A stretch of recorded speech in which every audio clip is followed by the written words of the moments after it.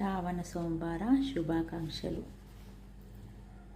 బ్రహ్మమురారిసురార్చితలింగం నిర్మలభాసితశోభితలింగం జన్మజదుఃఖవినాశకలింగం తత్ప్రణమామి సదాశివలింగం.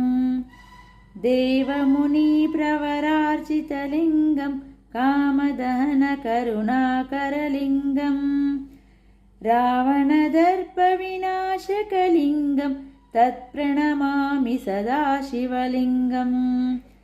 సర్వసుగంధసులేపితలింగం బుద్ధివివర్ధనకారణలింగం సిద్ధసురాసురవందితలింగం తత్ప్రణమామి సదాశివలింగం.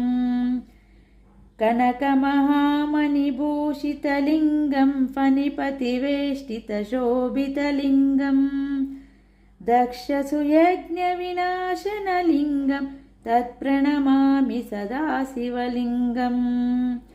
కుంకుమచందనలేపితలింగం పంకజహార సుశోభితలింగం సంచితపాపవినాశనలింగం తత్ప్రణమామి సదాశివలింగం. దేవగణార్చితసేవితలింగం భావైర్భక్తిభిరేవ చ లింగం దినకరకోటిప్రభాసితలింగం సర్వసముద్భవకారణలింగం. అష్టదళోపరివేష్టితలింగం సర్వసముద్భవకారణలింగం అష్టదరిద్రవినాశనలింగం తత్ప్రణమామి సదాశివలింగం. సురగురుసురవరపూజితలింగం సురవనపుష్పసదార్చితలింగం పరమపదం పరమాత్మకలింగం తత్ప్రణమామి సదాశివలింగం.